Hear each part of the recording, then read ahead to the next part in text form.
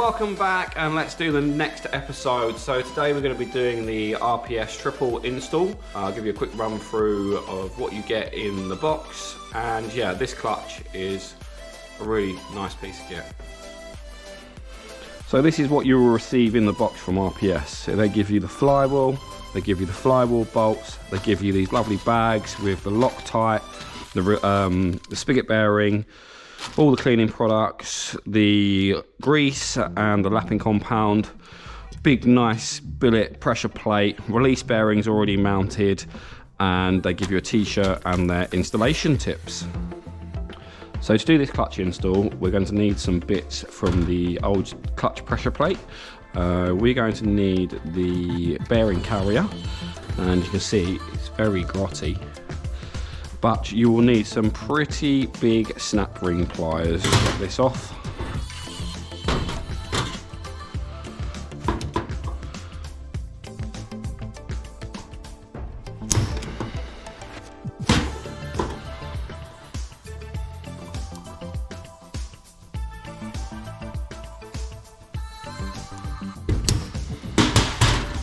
That's the first component off. That's a nice snap ring. We're just going to pop hub carrier out and then throw that bit away. The next thing is you need to take into consideration all the orientation of all of these washers and thrust washers and where the clip goes. So we're just going to take them all off for now, lay them all out. The next thing is we need to go and clean this. We're over in the parts washer. Let's give this a really good scrub.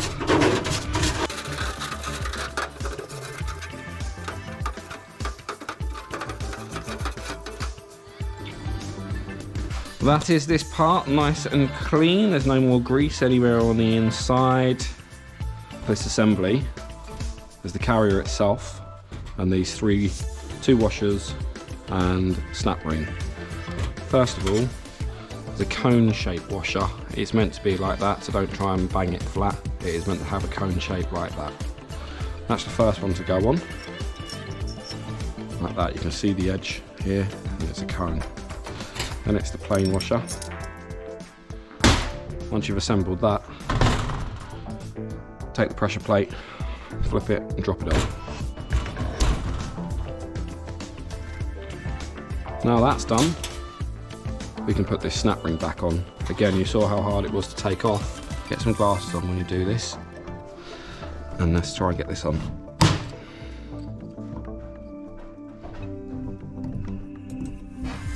And you want it to go snap.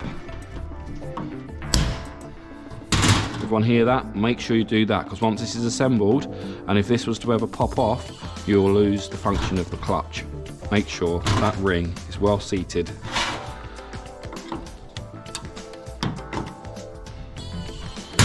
Happy that's fully seated now. It says here, lapping clutch hubs to the input shaft and apply grease. They've made it very clear. This step must be done to ensure smooth clutch operation, especially for multi-disc clutches, and that's what this is.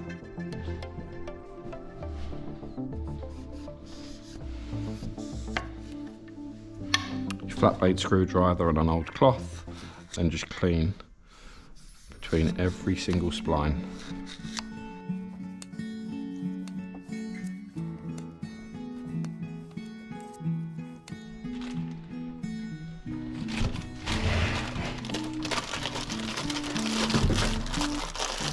There's 2 brushes provided, and also the lapping compound.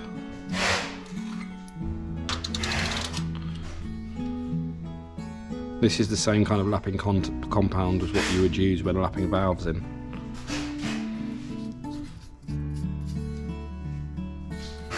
Apply a small amount.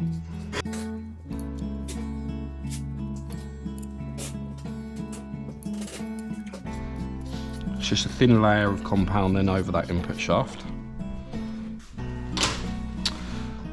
Take disc number 2. Slide it on, and you can see straight away that that's tight on that input shaft.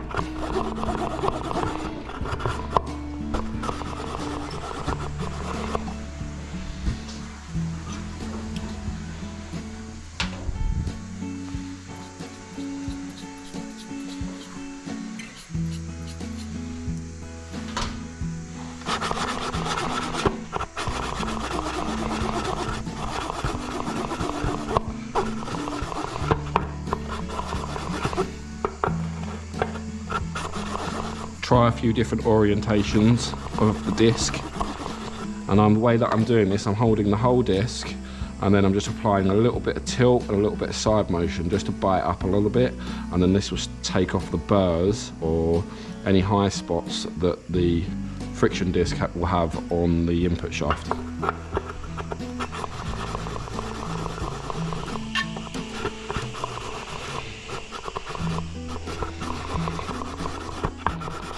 It's even starting to sound better already, smoother. Now we're going to clean these friction plates. The best way I found is just a little bit of brake cleaner right in the centre. Obviously try not to get any brake cleaner on any of these carbon plates. Again, we've got to wire brush it and get all of this compound out.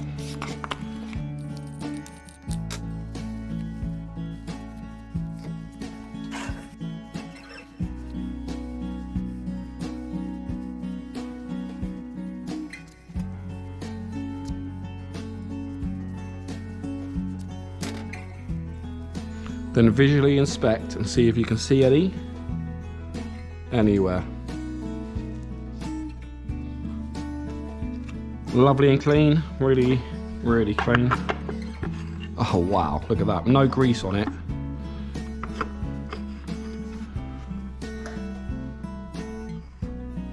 No resistance there at all. Now you can add the grease to the input shaft. They don't give you very much, but what they give you is more than enough.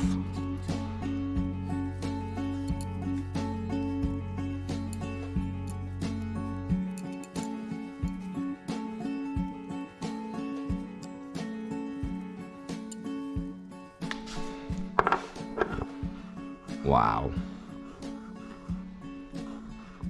That's like silk now. Again, get that grease in, all the nicks and crannies.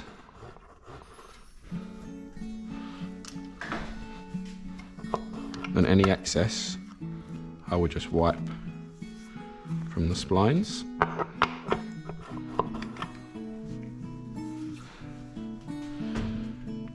If you put too much grease on this input shaft and you push the plates on and don't bother cleaning the plates, it kind of gets onto the back of it all around here, and then as the plates spin, it wants to centrifugally throw all of that grease out onto the carbon plate, so you need to make sure that you haven't got too much grease on everything.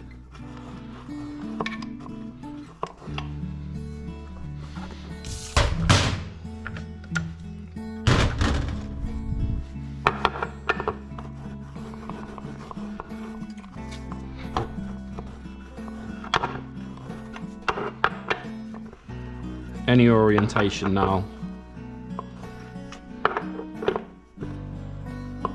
Doesn't get stuck anywhere on that input shaft. It's a nice tight tolerance and it just floats. If you use both sachets of grease on that input shaft, it'll be way too much. I think I used like half.